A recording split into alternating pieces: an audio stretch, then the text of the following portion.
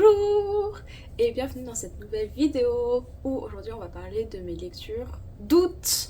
Incroyable, je sais, un concept tellement innovant, un concept innovant que personne ne fait. Je vais parler de mes lectures d'août. En août, il faut savoir... Alors, mettons en contexte déjà pour le mois d'août, en termes de lecture pour moi. Le mois d'août est mon premier mois de vacances d'été et du coup j'ai du temps pour lire. Mais au début d'août jusqu'au 15-16, j'étais assez occupée parce que j'ai voyagé, comme vous avez pu le voir avec le vlog, à Jakarta. Et avant ça, je taffais. Du coup, j'ai beaucoup lu, mais moins que ce que j'aurais pu lire si j'étais vraiment full temps libre. Et à la fin août, et par fin août je veux dire les quelques jours, je tourne le 1er septembre cette vidéo, et les quelques jours d'avant, il y a eu un typhon, un cyclone dans ma ville, donc je ne pouvais littéralement pas sortir de chez moi, donc j'ai beaucoup lu. Mais de toute façon, je vais vous montrer sur le côté, là, ici, le calendrier de mes lectures. Comme vous avez pu le voir, j'ai lu beaucoup, avec facile une moyenne de 100 pages, plus de 100 pages par jour, qui est honnêtement la moyenne que je souhaite avoir tout le temps. Mais je crois pas avoir lu beaucoup plus de pages que ce que j'ai lu en juillet par exemple. En juillet j'ai lu à peu près le même nombre de pages, donc voilà, c'est sur ce genre de lecture là. Voici mon résumé à peu près de mes lectures d'août. Donc j'ai lu 12 livres. Parmi ces 12 livres, il y avait un livre où c'était purement pour mes cours. Du coup, pour moi, j'ai lu 11 livres, même si techniquement j'ai fini un 12e loin. Ah, j'en ai lu un 12e, mais c'est juste que le 12e, vraiment, il compte pas, dans le sens où c'était vraiment juste purement pour mes études, genre sans mes études. J'aurais peut-être lu, mais pas maintenant, et c'était pas l'objectif de lire, genre c'était juste, j'en avais besoin pour mes études. Bref, donc j'ai lu 12 livres, j'ai lu 4698 pages, ce qui est honnêtement un nombre honorable. Est-ce qu'un jour je passerai au-dessus des 5000 pages? Peut-être, mais franchement, c'est dans ma moyenne haute de l'année. Il faut savoir que mes lectures, le truc c'est que ça a augmenté avec le temps. Donc ma note moyenne est de 3,52, qui est honnêtement pareil, à peu près ce que je donne, parce que c'est très rare que j'aille aux 5 étoiles et c'est très rare que j'aille en dessous de 3 étoiles.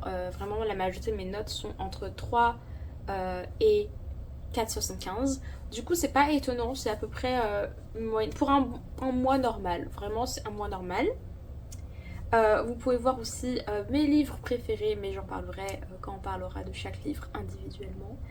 Et en moyenne, du coup, j'ai mis 5 jours pour lire chaque livre, ce qui est pareil, c'est une moyenne assez haute pour moi, mais c'est parce qu'au milieu, t'avais Crescent City 2 qui était à quasiment 1000 pages, donc c'est pas étonnant je crois qu'il m'a pris une semaine à lire, donc c'est pas étonnant que ça augmente ma moyenne, mais en général, je lis un livre en 3 à 4 jours, donc pareil, c'est pas moyenne haute, mais normale.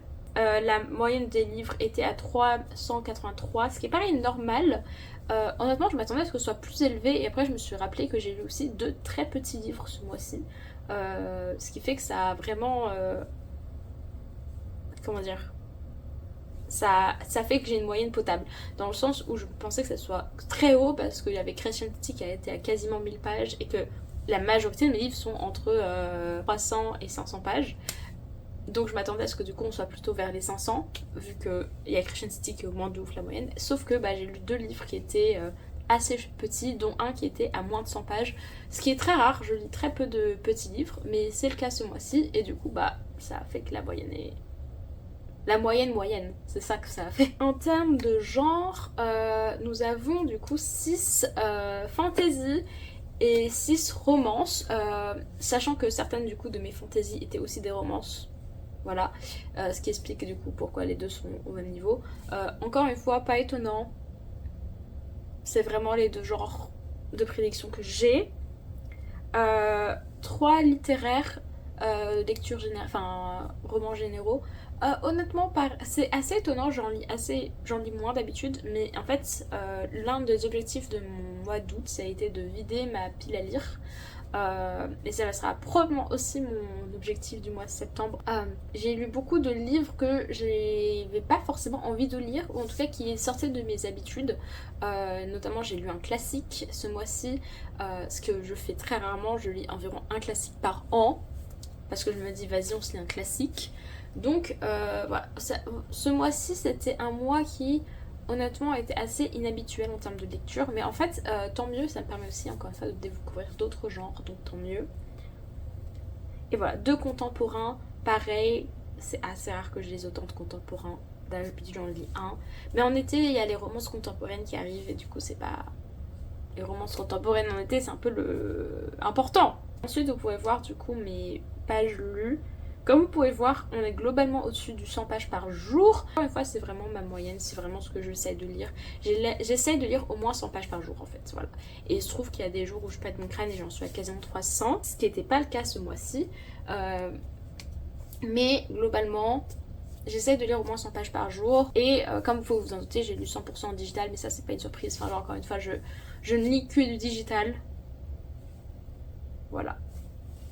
En termes de pages de livres, du coup, il y avait quand même 25% des livres qui étaient à moins de 300 pages, ce qui est honnêtement un score assez honorable. D'habitude, je lis très peu de petits livres parce que, comme je lis la majorité de fantasy, souvent c'est des gros livres.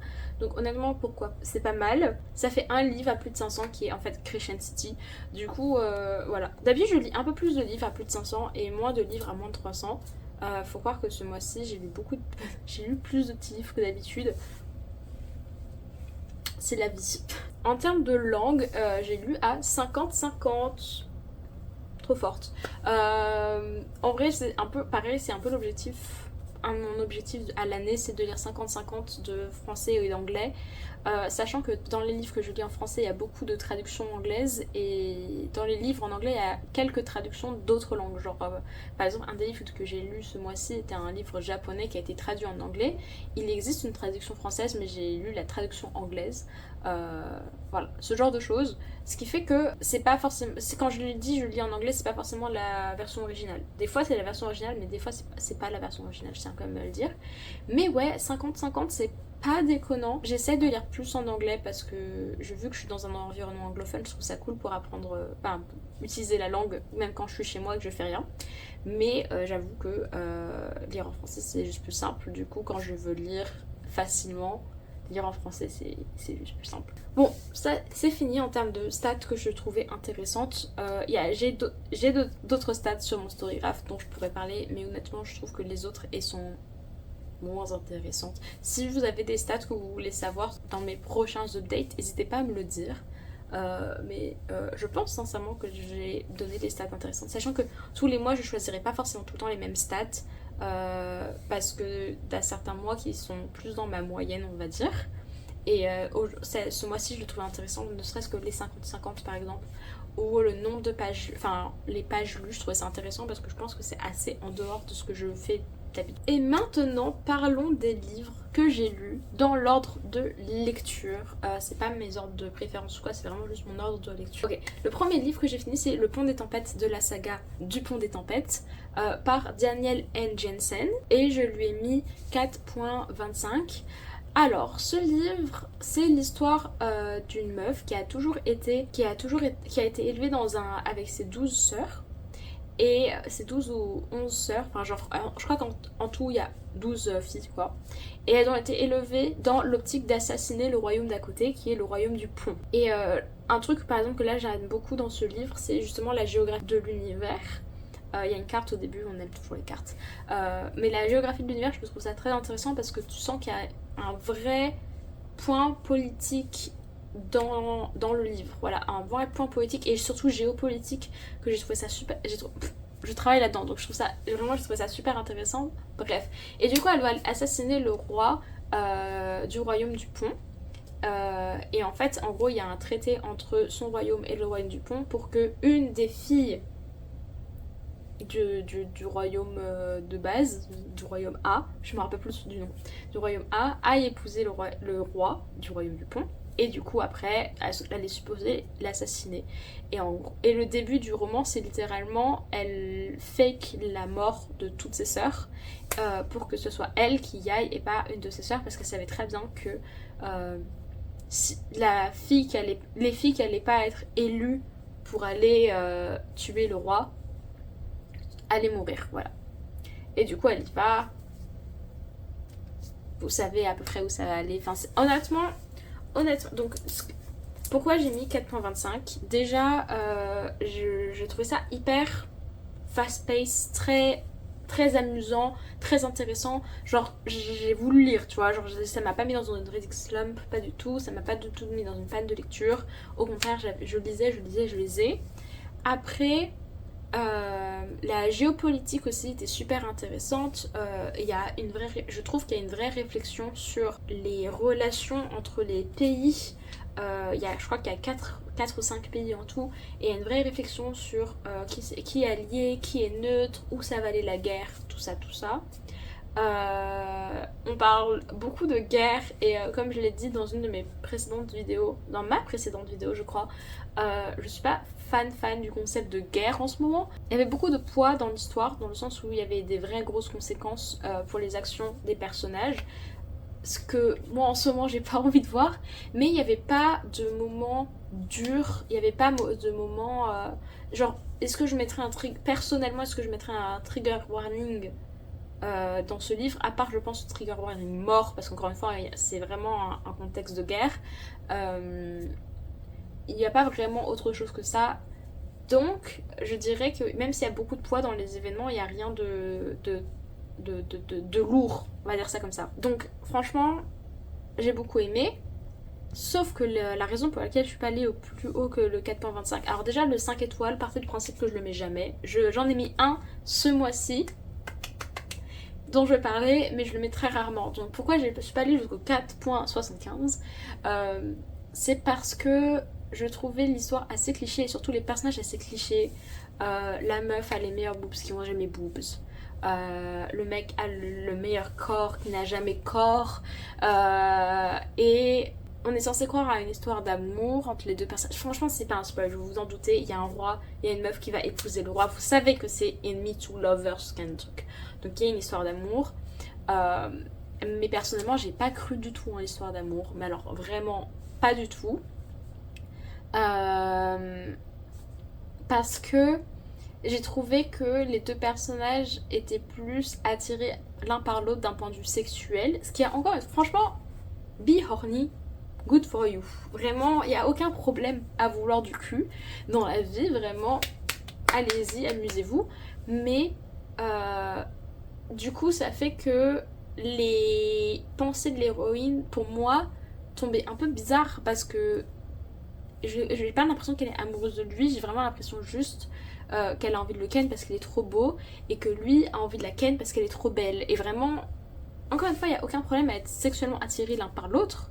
Je dis juste que c'est pas la même chose que l'amour, voilà. Et je trouve que c'est un vrai problème que j'ai avec les livres en général, c'est que les romances tombent souvent assez plats pour moi, parce que on passe plus de temps à expliquer pourquoi le mec il est super trop beau et que vraiment c'est le mec le plus beau de l'univers, et pourquoi il est grand et fort et qu'il a du muscle, plutôt que m'expliquer sa personnalité et pourquoi il irait bien avec l'héroïne, quels sont les atomes crochus, pourquoi eux deux particulièrement ça fait sens.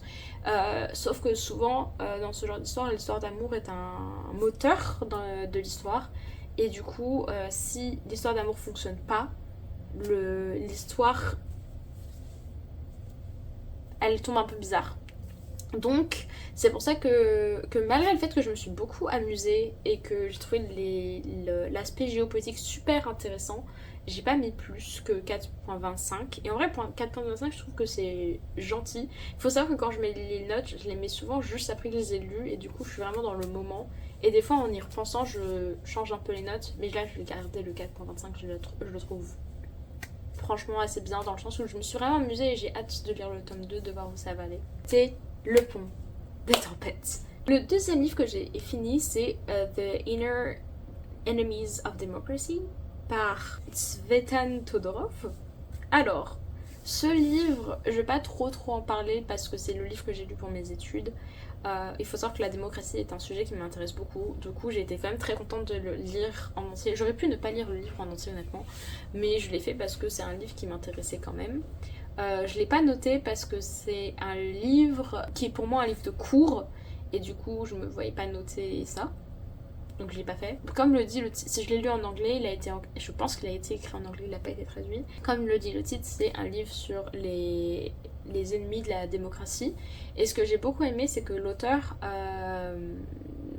alors je sais pas quel âge il a, mais il a vécu toute son enfance, on va dire jusqu'à ses 20-25 ans, en URSS.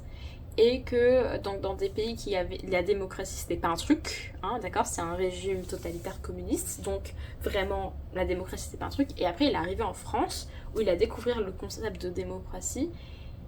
Et malgré ça, le livre a été publié en 2012 et je trouve qu'il y a beaucoup de réflexions qui sont encore plus vraies aujourd'hui qu'elles ont été avant, notamment toute la partie sur le danger des médias, l'individualisme.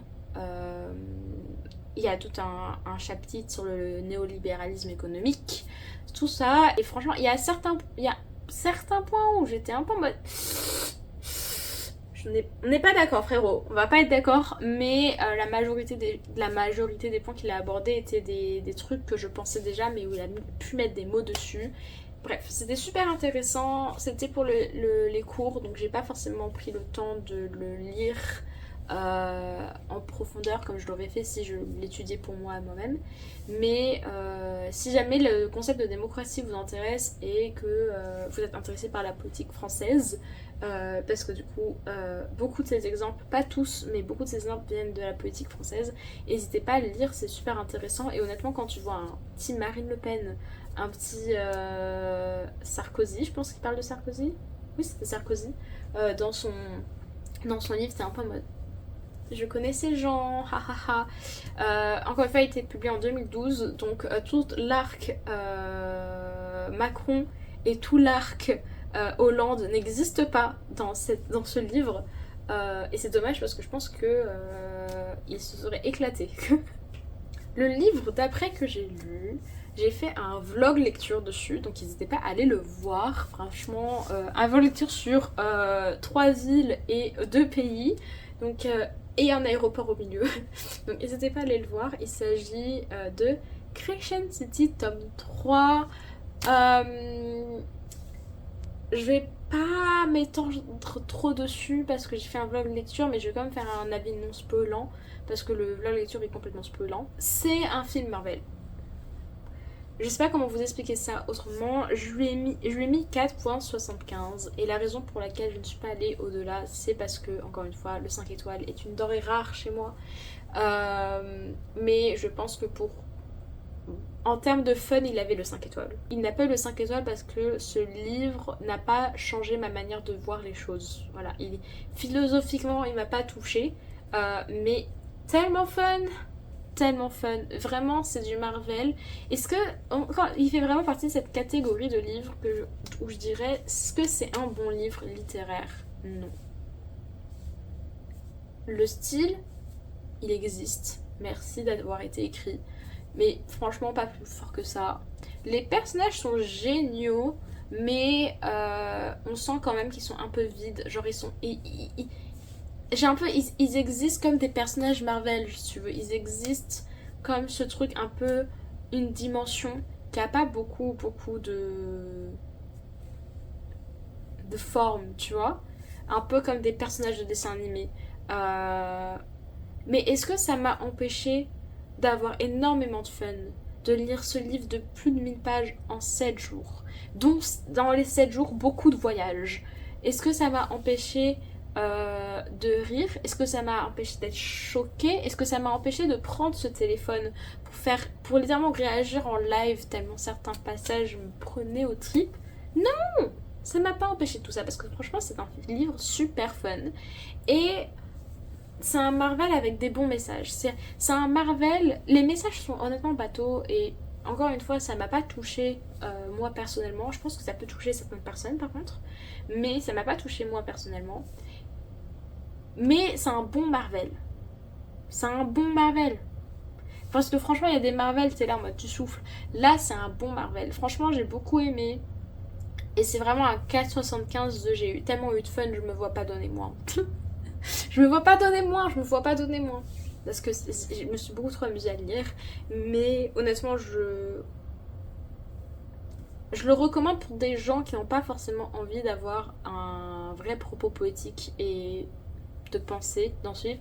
Surtout si vous connaissez Sarah J. Maas et ses points de vue politiques. Et je sais que certaines personnes y ont vu une allégorie avec ce qui se passe en Palestine. Honnêtement, je sais toujours pas quoi penser de cette manière de penser le livre. Je tiens quand même à en parler parce que si vous avez lu le livre et que vous n'étiez pas au courant, sachez que certaines personnes se posent la question parce que Sarah J. Maas est juive et notamment a eu des propos avant octobre 2023 qui étaient des propos anti-pastèque, on va dire. Non, pas forcément anti-pastèque, mais pour l'ennemi de la pastèque. Pro-Israël. Je sais toujours pas comment me pencher dessus parce que depuis, elle n'a jamais rien dit.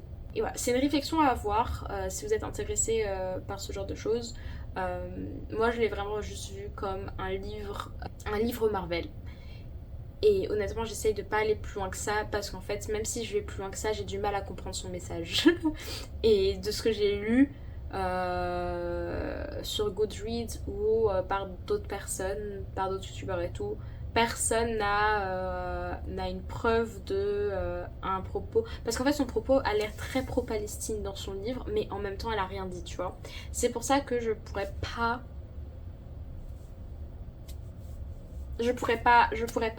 pas condamner ou affirmer quoi que ce soit sur ce livre. Mais si ça vous intéresse et si vous êtes très politisé, n'hésitez pas.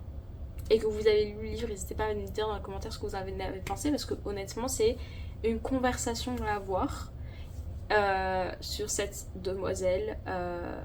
Voilà. Après ce livre, après Crescent City 3, ça m'a redonné envie de lire Kellyana parce que c'était tellement du fun. Je me suis dit, vas-y, j'ai pas envie de partir de fun. Et du coup, j'ai lu le Kellyana d'après. Enfin, le Kellyana d'après ceux que j'avais lus. Donc, j'ai lu jusqu'au 4. Jusqu'au 4A. J'avais lu jusqu'au 4A et j'avais toujours pas lu le 4B. Du coup, j'ai enfin lu le 4B. Facile 3 mois après avoir lu le 4A, ça n'a aucun sens. 3 étoiles. Mes 3 étoiles, c'est vraiment j'ai rien à dire. Je crois que le commentaire que j'ai mis sur les plateformes, que ce soit Goodreads ou Livre Addict ou Storygraph, c'était ok, le suivant.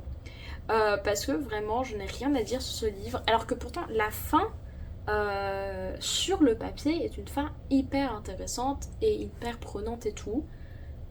Mais j'ai pas été emballée, je sais pas pourquoi, je sais pas comment.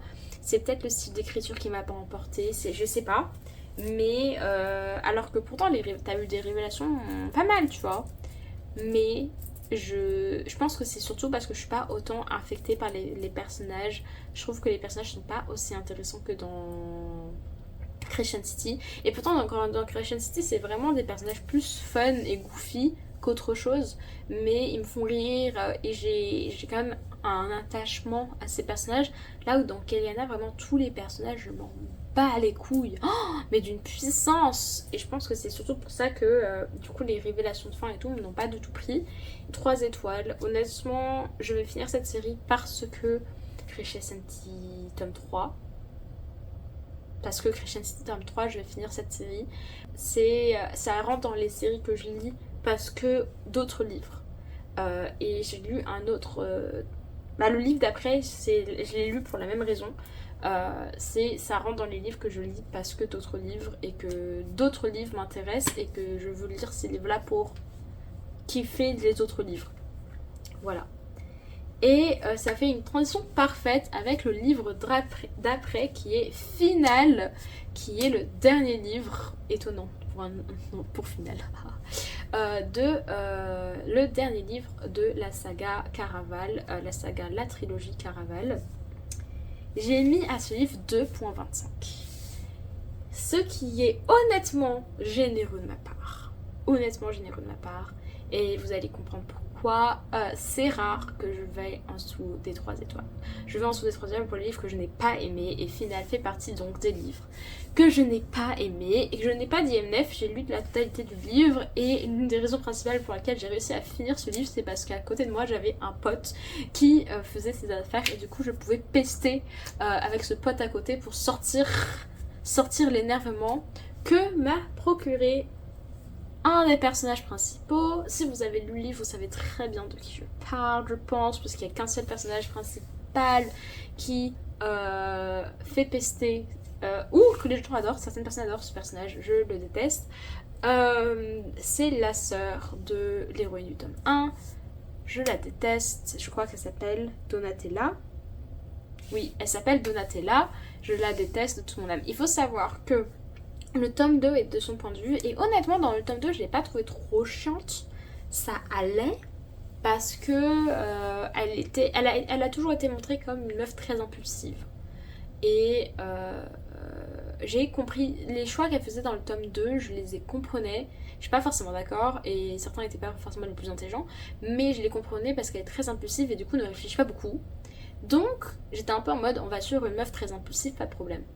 Dans le tome 3, je la trouve juste stupide. Je la trouve juste conne. Mais elle fait des trucs cons, mais ah, je ne peux pas.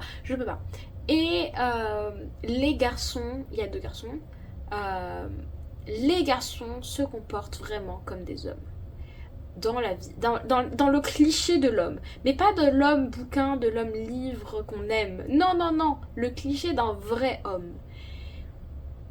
Si je lis des livres, c'est pas pour lire sur les vrais hommes. Voilà, si je lis des livres principalement écrits par des femmes, ce n'est pas pour lire des livres avec des vrais hommes à l'intérieur. Je ne veux pas des combats de coq. Je souffle à chaque combat de coq. Il y a eu un combat de coq à un moment donné, j'ai soufflé, j'étais en mode putain mais arrêtez, c'est ridicule, c'est ridicule. Dans le livre que je lis en ce moment, il y a un triangle amoureux, il n'y a pas de combat de coq.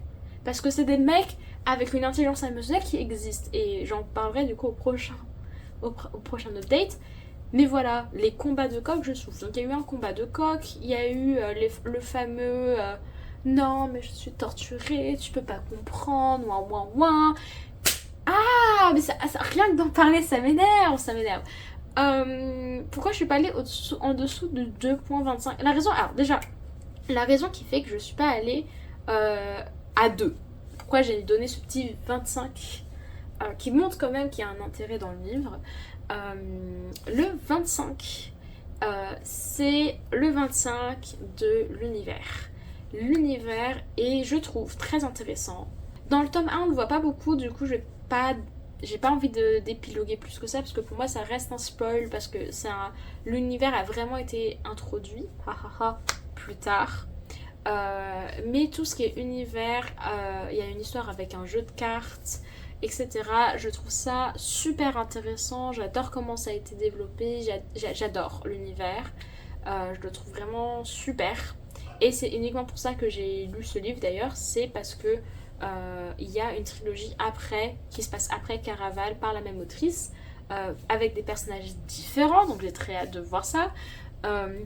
Qui se passe du coup dans le même univers, et de ce que j'ai compris on allait prendre moins de temps pour introduire cet univers parce que les livres d'avant font une introduction expansive dessus, et du coup je voulais le lire. Voilà pourquoi je l'ai lu et fini, et pourquoi j'ai donné ce 0.25, c'est l'univers. Je le trouve vraiment super intéressant, mais ça peut pas aller au-dessus du 2.25 parce que vraiment les personnages... J'ai pesté la totalité de ma lecture. Je n'en pouvais plus. Je les ai trouvés tous insupportables. Et aussi, il n'y a pas de valeur que je considère vraiment problématique. Ça n'apprend pas des trucs horribles aux jeunes filles. Et c'est aussi une raison pour laquelle je ne vais pas forcément aller en dessous du 2. Parce que c'est pas un livre que personnellement je considérais potentiellement dangereux. C'est juste un livre que je trouve insupportable et très con. C'est quand même différent d'un livre qui promeut des valeurs qui sont horribles, ce qui n'est pas le cas. Le livre d'après que j'ai lu, c'est Fair Rosaline, et je lui ai donné 2.75. Alors, c'est un 2.75 qui est très loin du 2.25. C'est un 2.75 de C'est pas fait pour moi. C'est un 2.75. Honnêtement, en termes de ressenti personnel, j'aurais pu descendre plus bas. Mais je me voyais pas descendre plus bas parce que je voyais bien que le livre était juste pas fait pour moi. Et ça veut rien dire sur le livre en lui-même. C'est un livre déjà que j'ai lu en anglais. Et pour le coup, ça a une vraie importance parce que l'écriture est une écriture assez compliquée à comprendre, je trouve. Et du coup, je pense que ça m'a pas mal sorti l'histoire, le fait que ce soit écrit de cette manière. Alors, pour expliquer de quoi ça parle, c'est l'histoire de Rosaline, qui est la première meuf de Roméo dans Roméo et Juliette. Et du coup, c'est une réécriture de Roméo et Juliette du point de vue de Rosaline. J'ai trouvé l'histoire super intéressante. J'ai trouvé le point de vue de l'histoire hyper intéressante. Et moi, ça m'a pas mal touchée la manière dont Roméo a été peint parce qu'une histoire similaire m'est arrivée. Alors, il n'y avait pas les différences d'âge qu'il y a dans ce livre. Il faut savoir que dans ce livre, Roméo a environ la trentaine et Rosaline a 16 ans et Juliette en a 14. Donc, voilà. Donc, j'ai une histoire assez similaire m'est arrivée si on compte pas les différences d'âge parce que c'était un garçon qui avait mon âge, mais de ce truc-là d'un mec qui est super passionné envers toi, qui est là en mode qui est en train de love bomb, qui t'explique que t'es la femme de sa vie et la seconde d'après, c'est en fait non, hahaha. Voilà, ça m'est arrivé et du coup ce point-là m'a pas mal touchée parce que en plus ça m'est arrivé assez récemment. Du coup ça m'a pas mal touchée et je me suis pas mal reconnue dans cette partie de l'histoire-là. Après, vraiment je pense que le style d'écriture était vraiment pas fait pour moi. Les chapitres étaient très longs. Et j'ai beaucoup de mal avec les chapitres très longs parce que j'ai du mal à couper au milieu d'un chapitre. Surtout que les chapitres dans ce livre précisément sont pas du tout coupés, comme ça peut être le cas dans d'autres livres. Et du coup, faut vraiment. Enfin, pour moi, tu peux pas couper le chapitre au milieu. Donc tu dois lire la totalité des 25-50 pages d'un coup. C'est dur, c'est long et en termes de. Vu qu'en plus l'écriture est très fleurie, écrite d'une manière très shakespearienne pour rester dans la vibe de Shakespeare, tu vois, ça fait que il m'a fallu un niveau de concentration que j'avais pas au moment où je l'ai lu. Et voilà, donc vraiment, c'est un livre super intéressant qui parle de sujets très intéressants, qui parle de grooming, qui parle d'amour et qu'est-ce que c'est d'aimer et est-ce que Roméo a réellement aimé ses partenaires, ce genre de choses. Je vous dis pas la fin évidemment. Je précise que ce livre commence avant la pièce de Shakespeare et s'arrête à la fin de la pièce de Shakespeare. Mais juste, c'était pas pour moi. C'était pas pour moi, mais pour le coup, c'est un livre que je recommande. C'est pas pour moi, mais si une réécriture de Shakespeare en anglais avec un phrasage très proche de Shakespeare sur un point de vue féminin un peu différent de la pièce, ça vous intéresse, franchement, n'hésitez pas parce que je pense que c'est un super bon livre. Juste, c'était pas pour moi. Ça arrive. Celui d'après, le livre d'après que j'ai lu, c'est un livre qui, pareil, je pense qu'il est pas pour moi. Mais je pense qu'il est pour beaucoup moins de gens que le livre d'avant. Je pense que Faire Rosaline, franchement, vous pouvez, si ça vous intéresse, franchement, allez-y les yeux fermés. Je pense que c'est un super bon livre. Celui-là, je sais pas pour qui c'est. Je sais que c'est pour une tranche de la population parce que je pense pas que c'est un mauvais livre. Mais alors, quelle tranche de la population, je pourrais pas vous le dire. Le titre c'est A Sail from Grace with the Sea par Yukio Mishima. J'ai lui mis 2 étoiles. C'est un livre très court. Il fait 144 pages. Je l'ai lu en une journée. Je l'ai pas lu en instinct, je l'ai lu en une journée. Il faut savoir que les livres qui font moins de 150 pages, moins de 200 pages, j'essaie de les lire en une journée parce que je sais que je suis capable. Donc je sais ce que je fais. Que dire sur ce livre Il est particulier. Alors c'est l'histoire. Je suis même pas sûre de pouvoir résumer ce livre. C'est l'histoire d'une famille japonaise composée d'une mère et de son fils qui accueille un marin parce que la mère tombe amoureuse de ce marin et il finit par devenir le beau-père de ce fils. et ce fils qui a un groupe d'amis qui a une vision assez particulière de la vie. On va dire ça comme ça. J'ai pas envie de le spoil, donc je vais juste vous dire que c'est un livre très particulier, qui a de la violence animale forte là-dedans. Donc si vous n'êtes pas prêt à voir de la violence animale, n'y allez pas, parce que vraiment il y a un passage qui m'a limite choquée, tellement c'était violent. Mais que sinon, je pense qu'il y a un propos que j'ai pas compris dans ce livre. C'est un livre aussi que j'ai trouvé très très japonais. Non, on s'écrit par un japonais donc. Mais c'est un livre très japonais dans le sens où les livres japonais souvent ont assez peu de dialogue, et c'est un peu le cas pour ce livre. Il y a assez peu de dialogue, c'est très. C'est une expérience. Tu sors de. En fait, les livres japonais que j'ai lus ont souvent ça de manière différente, et celui-là c'est pas de la manière dont j'aurais aimé. Mais souvent c'est des livres où tu sors un peu de ton corps, tu sors un peu de. Je sais pas comment expliquer, je trouve que c'est des livres très poétiques souvent. Ce qui est un peu le cas pour ce livre, mais d'une manière que personnellement je n'ai pas apprécié. Je crois que ce que j'ai dit dans mon commentaire partout, surtout les réseaux de livres que j'ai mis, c'était What the fuck with that book. Je pense que ça résume assez bien mon point de vue. C'est pas que négatif, c'est pas positif, c'est vraiment je ne comprends pas ce livre. Mais du coup, si vous aimez bien les livres un peu qui sortent des habitudes, je pense que c'est un livre qui sort de l'habitude de lecture de la majorité des gens, et qui vous met un peu dans un. Qui vous rend un peu inconfortable et que vous savez pas trop quoi faire avec ce sentiment. Franchement, c'est un livre un peu qui fait ça. C'est pas le genre de livre que j'apprécie, mais franchement, je pense pas que c'est un mauvais livre non plus. Voilà, et l'original est en japonais, j'ai lu en anglais, et je crois qu'il y a une traduction française si ça vous intéresse. C'était The Sailor Who Fell from Grace with the Sea. Le livre d'après est plus proche de ce que j'aime lire et de ce que j'ai l'habitude de lire, même s'il y avait quand même pas un truc qui m'a un peu déplu. C'est Revenante, qui est le deuxième livre de La Marque des Anges. Je ne vais pas vous expliquer ce qui se passe dans ce livre parce que ce serait un spoil. Du premier livre. Et je lui ai mis 4 étoiles, je le recommande. C'est un livre qui a été publié. C'est un livre qui a été publié en 2012 et honnêtement je trouve que ça se sent. Mais ce qui fait que je vais pas donner beaucoup plus. Mais quand même c'est un livre assez intéressant et j'aurais voulu le lire quand j'étais plus jeune parce que je pense que je l'aurais plus apprécié plus jeune. On va dire ça comme ça. L'histoire d'amour des deux personnages principaux, parce que il y a une histoire d'amour entre les deux personnages principaux, je l'ai trouvé mieux réalisé que dans certains livres. Et surtout, il y a un vrai enemies to lovers. Alors là, ce que j'ai beaucoup apprécié, c'est j'ai beaucoup du mal avec les enemies to lovers. C'est peut-être qu'un jour j'en ferai peut-être probablement une vidéo, mais j'ai beaucoup de mal avec les enemies to lovers en général, parce que souvent il n'y a que le personnage, la protagoniste meuf qui voit ça comme un enemies et l'autre est déjà en mode love, et quand c'est pas le cas, le mec se comporte vraiment d'une manière qui fait qu'il est pas redeemable. Vraiment, tu peux pas devenir un lover après ce que t'as fait. Du coup, ça fait que pour moi, c'est pas des vrais enemies ou lovers, ou en tout cas, je comprends pas pourquoi la meuf le voit mal, le gars. Là, je comprends pourquoi la meuf voit mal le gars.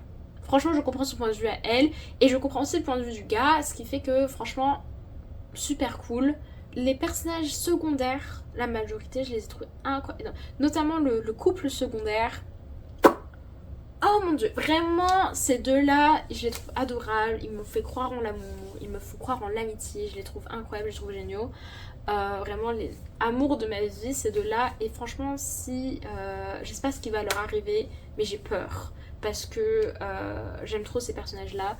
Ils font partie de la catégorie s'ils meurent, je suis dévastée des personnages secondaires.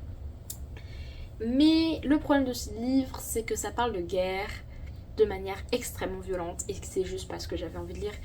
Encore une fois, c'est un 4 étoiles qui est, je pense, plus proche du 4 étoiles parce que c'est pas fait pour moi qu'un 4 étoiles absolu. C'est vraiment, ça parle de guerre, ça parle de manière violente, ça parle trigger warning, agression sexuelle.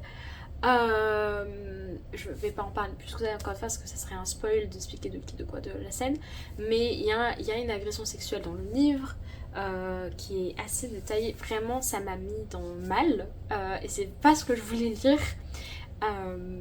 Mais sinon, franchement, c'est un bon livre. C'est juste ça, et aussi le fait que j'ai pas ressenti particulièrement d'émotion en lisant, à part franchement le dégoût et le rejet pour les scènes violentes. J'ai pas forcément ressenti. Genre, ça m'a pas emporté.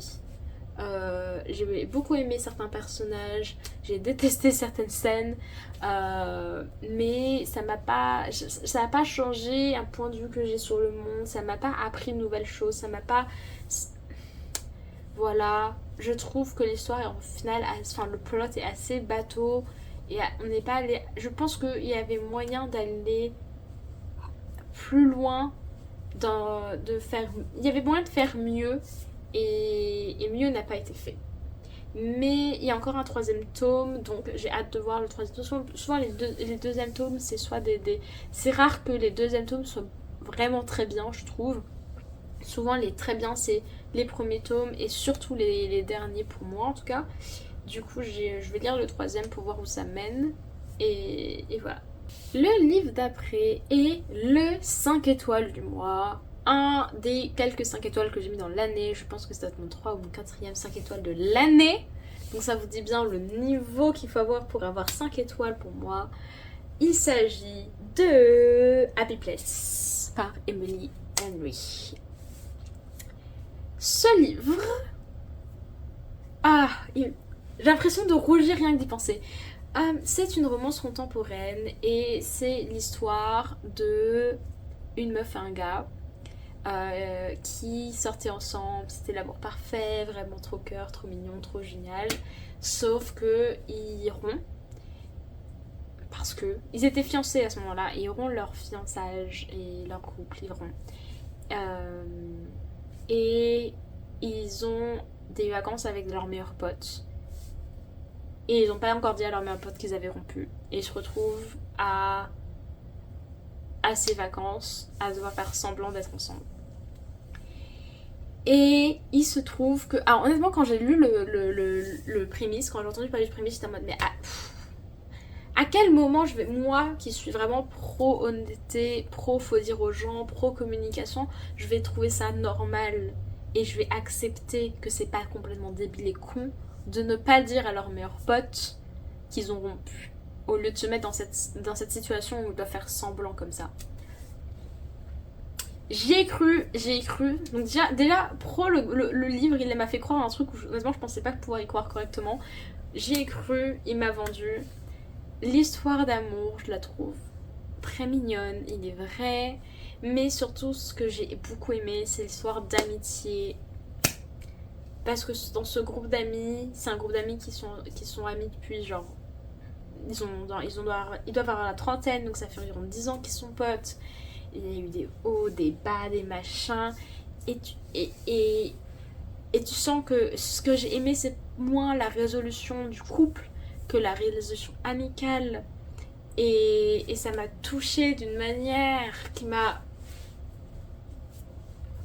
Ça m'a touchée, j'ai crié, j'ai dû faire des pauses tellement ça m'a pris émotionnellement.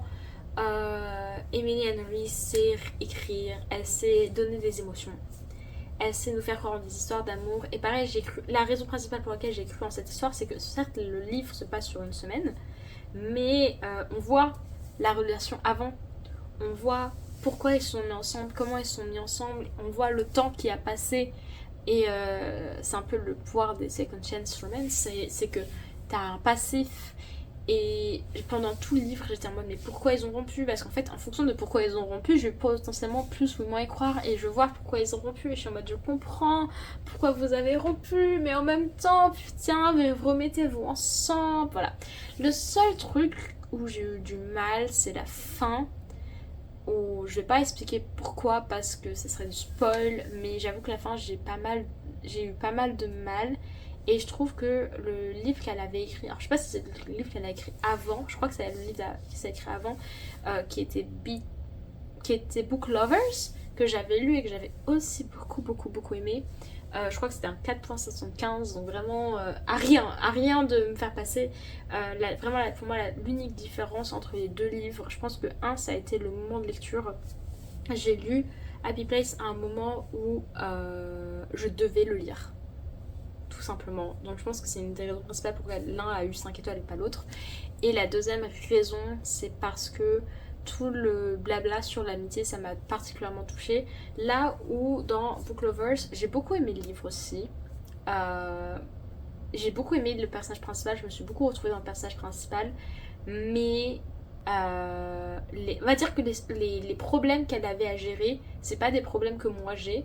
Là où les problèmes que l'héroïne de Happy Place avait à gérer, c'est des problèmes que moi j'ai à gérer, et du coup ça m'a beaucoup plus touchée. On va dire que je me reconnais mieux dans l'histoire d'amour de Book Lovers, mais je me reconnais mieux dans la vie et les résolutions de conflits de Happy Place, et c'est pour ça que je lui ai donné 5 étoiles, alors que Book Lovers c'était que un 4,75. Il n'empêche que vraiment Emily Henry, je crois que le seul, j'ai lu un troisième livre d'elle que j'ai pas particulièrement aimé, mais entre nous, franchement, sur les 3 livres que j'ai, 2 livres étaient des quasi 5, un était un 5 étoiles et l'autre était un quasi 5 étoiles, donc vraiment j'ai super hâte de lire d'autres livres d'elle. Le livre d'après, il s'agit du portrait de Dorian Gray que j'ai lu en français et je lui ai donné 3 étoiles. Déjà c'est un classique, il faut savoir que moi personnellement j'ai du mal à lire les classiques, donc raison principale pour laquelle c'est que un 3 étoiles, ça ne reflète pas du tout la qualité du livre, vous doutez bien, en plus un classique, enfin qui suis-je pour donner un 3 étoiles à un classique, mais donc la raison 1, c'est le style d'écriture est particulièrement demandeur, ce qui est normal parce que c'est un classique et que personnellement il y a juste des périodes de vie où j'ai du mal à rentrer dans ces cas-là, et c'était le cas cet été comme vous avez pu le comprendre avec Fair Rosaline. Donc c'est la raison principale pour laquelle je donné 3 étoiles, c'est le style d'écriture. La deuxième raison, c'est parce que le plot prend 5000 ans à s'installer. Je trouve que le plot s'installe réellement à partir du chapitre 13 sur moins de 30 chapitres, je crois. C'est la raison principale, c'est parce que vraiment jusqu'à 50% du livre en gros, il n'y a pas vraiment, jusqu'à 50-60, il n'y a pas vraiment de plot, et bon, le truc c'est que vu que c'est un classique, je sais de quoi ça parle, donc je sais où ça va aller. Franchement, les premiers 50%, c'est vraiment juste du blabla philosophique d'un personnage que je déteste. Parce que là, je déteste Lord Henry, je le supporte pas, je le trouve insupportable, et je trouve même la manière dont il a ses réflexions philosophiques, ça pourrait être intéressant, ces réflexions. Bon, à part tous les moments sexistes sur les femmes, là franchement j'avais envie de le tabasser à chaque fois. J'ai au moins 3 ou 4 notes de ferme ta gueule connard. C'est l'époque, j'en ai rien à faire, moi ça m'a énervé. Mais au-delà de ça, c'est surtout le fait que ces réflexions étaient très monologues. Genre je fais un énorme monologue sur ma pensée, et genre ça se sent que c'est juste l'auteur qui voulait faire développer une pensée abstraite et tout, et écrit un bouquin de philosophie en fait. Écrit un bouquin de philosophie. Pareil, le chapitre 13, c'est le plus long chapitre du livre, je crois, et ou le chapitre 11 ou 13, c'est le plus long chapitre du livre. Ce que je sais, c'est que le plus long chapitre du livre est littéralement un chapitre où il n'y a pas un seul dialogue, et la seule chose que c'est Dorian Gray a des hobbies. Et même pas des hobbies où tu te dis putain mais quel connard, non, il a juste des hobbies. Et je suis un peu en mode mais je m'en fous en fait qu'il aime coudre. Je sais pas s'il aime coudre, je me rappelle plus, mais je m'en fiche qu'il aime coudre. Tu vois ce que je veux dire? Donc voilà, c'est vraiment, le passing du livre était pas ouf je trouve, en tout cas moi il m'a pas pris au trip. Les dialogues philosophiques de Lord Henry, j'avais envie de le claquer une fois sur deux, et quand j'avais pas envie de le claquer, je le trouvais chiant à mourir. Je trouvais ça très intéressant, l'évolution de personnage de Dorian Gray, mais en fait l'évolution de personnage de Dorian Gray est très... elle est pas linéaire, elle est très linéaire déjà, elle est très linéaire. Et je trouve qu'elle a commencé trop tard. Elle a commencé à un moment donné où j'étais déjà un peu plus dans l'histoire. Donc voilà, 3 étoiles. Et c'est dommage parce que c'est un classique, donc je voulais l'aimer. Comme t'as envie d'aimer tous les classiques qui sortent.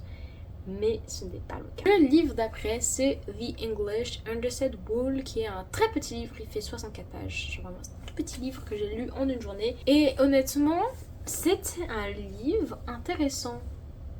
C'est un livre intéressant. Je trouve, en fait, les petits livres, j'ai du mal à exprimer une pensée dessus parce qu'en fait, ils sont tellement petits que je sais pas ce que je peux ou pas dire, et surtout, je sais pas... J'ai pas le temps de rentrer de livres que je suis déjà un peu sortie, en fait. C'est un peu ça mon problème avec les tout petits livres, et pourquoi pourquoi j'en lis peu. C'était intéressant.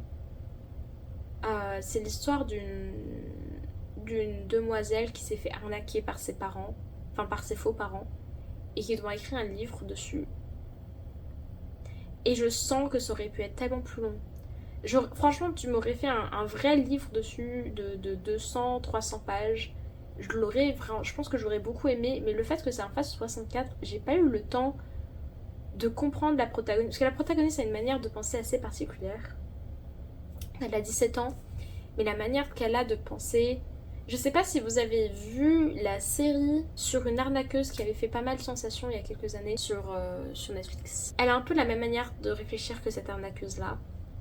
J'aurais probablement écrit le titre environ par là. Elle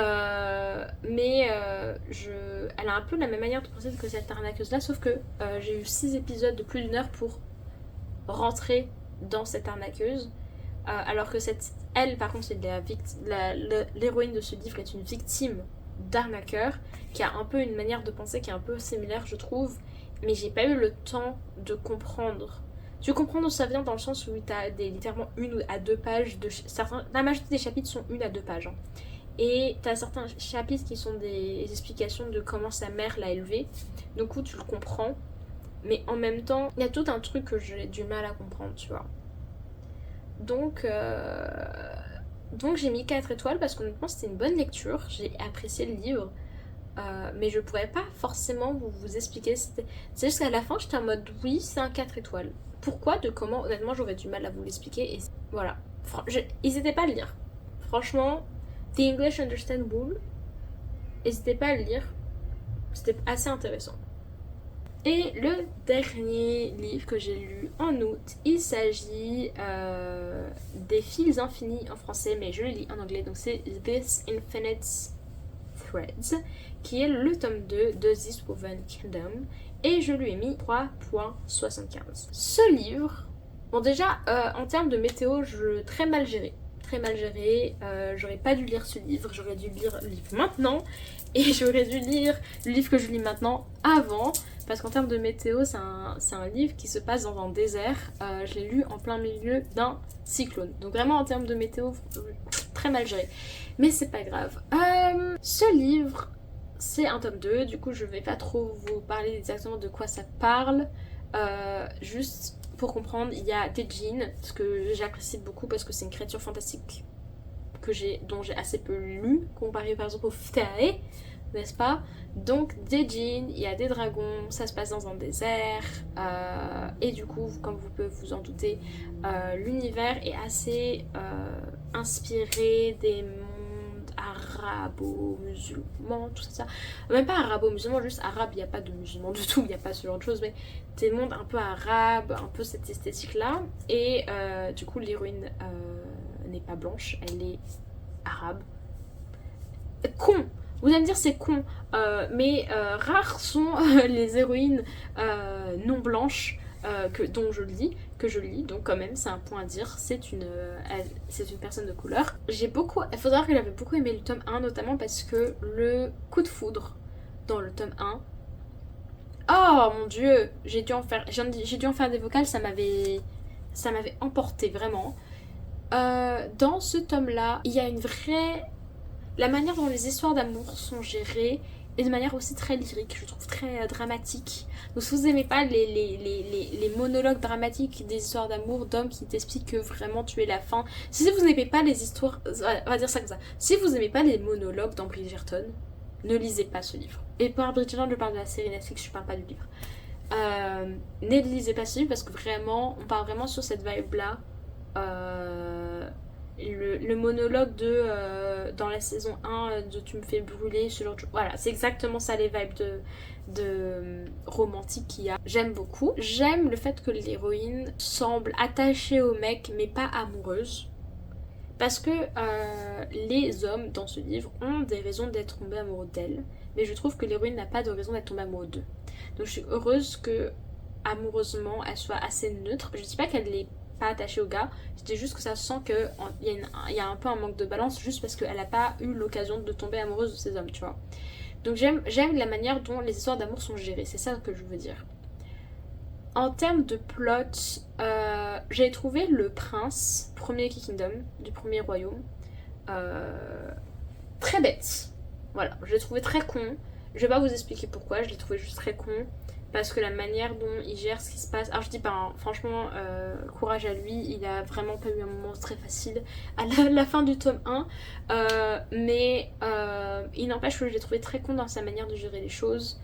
Et je remercie qu'il ait des gens sur qui compter. Les gens sur qui il compte par contre sont tous géniaux. J'ai beaucoup aimé Misuda dans ce tome là. J'aime beaucoup parce qu'elle a l'air insupportable au premier abord, mais je l'aime beaucoup quand même. Et je trouve que c'est une vraie prouesse d'écriture de rendre un personnage qui honnêtement du premier abord a l'air insupportable, vraiment. Autant aimable, voilà, j'ai du mal des fois avec les mots en français. Autant aimable, donc vraiment, voilà, Misuda, un peu ma bestie. Et franchement, j'étais triste. Je suis un peu triste de là où elle est aujourd'hui parce que j'aurais voulu qu'elle aille autre part. Mais franchement, Misuda un peu ma bestie. Azan, j'aime beaucoup le fait qu'on sent un vrai changement de caractère, un vrai développement sur sa manière de gérer les choses. Et on comprend vite pourquoi. J'ai encore un peu du mal avec la Iblis. J'ai du mal avec lui dans le sens où, en fait, bon, c'est normal d'avoir du mal avec lui, c'est clairement un méchant. Mais j'ai du mal à comprendre, on va dire, j'ai encore du mal à comprendre la manière dont les personnages se réfèrent à lui. Et surtout ses motivations. Alors que ses motivations, je pense, sont censées être claires, mais pour moi, elles le sont pas. Donc je sais pas si c'est moi qui ai genre mal lu la ligne qui dit les motivations sont, mais il y a juste ça qui me fait que j'ai encore un peu de... Je suis un peu en mode le plot. Voilà la raison pour laquelle j'ai mis 375. Honnêtement, j'étais super méchante. Il y a moyen que j'augmente vite fait la note. Mais je pense que c'est juste parce que j'ai pas été emportée. Genre j'ai beaucoup aimé le livre et tout. Mais surtout si je compare au tome 1 où les monologues vraiment m'avaient emporté très loin. Les monologues d'amour là m'avaient emporté. Là j'étais convaincue. Là j'ai été moins convaincue. Et le plot est beaucoup plus lent. Elle prend beaucoup plus son temps. Ça se passe sur une semaine. Je crois, ce livre-là. Et ça se sent... Je me dis pas que je me suis ennuyée. Je dis juste que on a pris beaucoup plus de temps pour faire avancer les relations de personnages qu'autre chose. Mais en même temps, je trouve que les relations de personnages n'ont pas tant évolué que ça. Ou alors elles ont... Notamment par rapport au prince, par exemple, je trouve qu'il aurait pu évoluer plus rapidement sans que ça empathise avec l'histoire. Donc voilà, je pense que le problème principal que j'ai avec ce livre, c'est surtout la lenteur du plot. Et c'est le dernier livre que j'ai fini en août. En ce moment, je lis le tome 3 de The Last Hours. Je crois que c'est ça le titre, des dernières heures, de Cassandra Clare, qui est le dernier livre dans la saga, dans l'univers des Shadowhunters. J'en parlerai plus en profondeur quand je l'aurai fini évidemment, mais honnêtement très bon livre, rien à dire. Les monologues d'amour sont toujours aussi dramatiques et j'adore les monologues d'amour dramatiques, je vais pas vous mentir, quand ils sont back-up par tout le reste évidemment. Les monologues qui viennent de nulle part, ça me saoule, mais les monologues qui viennent d'un amour qu'on sent, quand tu sens que le personnage d'en face pourrait littéralement changer la face du monde pour son amour, ça me prend aux tripes à chaque fois. Mais pour ça, il faut qu'il y ait un backup. Et c'est un peu mon problème avec beaucoup de livres, c'est que souvent, t'as l'impression que la personne peut littéralement changer la face du monde pour l'autre sans raison. Et ça me saoule. Mais dans ces livres-là, dans This Infinite Threads, et dans les livres de Cassandra Clare en général, tu sens que quand ils disent que la personne en face va les condamner à une vie de tristesse, de solitude si jamais ils sortent pas ensemble, tu sens que les personnages le ressentent réellement comme ça et ça fait toujours plaisir. Mais voilà. Écoutez, il s'agit de tout le livre que j'ai lu ce mois-ci. Mais j'espère que ça vous aura plu. J'espère que vous avez aussi pas mal lu en août. C'est un mois de vacances pour, je pense, à peu près tout le monde. Donc, est-ce que vous avez beaucoup lu? Est-ce que vous avez des livres d'été? Genre, est-ce que vous aussi vous êtes très romance contemporaine en été? parce que je sais la vibe. Est-ce que vous aussi vous choisissez vos lectures en fonction des saisons, mais surtout en fonction de la météo, ce que j'ai très mal géré encore une fois ce mois-ci, mais c'est pas grave, on fera mieux. Dites-moi dans les commentaires quelles sont vos lectures, est-ce que si vous avez lu les livres que j'ai lus, qu'est-ce que vous en avez pensé, voilà, franchement n'hésitez pas. Moi je vais vous retrouver la semaine prochaine avec une vidéo que je n'ai pas encore tournée et dont j'ai aucune idée sera que... Qu'est-ce que sera cette vidéo? Aucune idée, mais elle sera là. Voilà, gros bisous. J'espère vous revoir bientôt. Bye bye.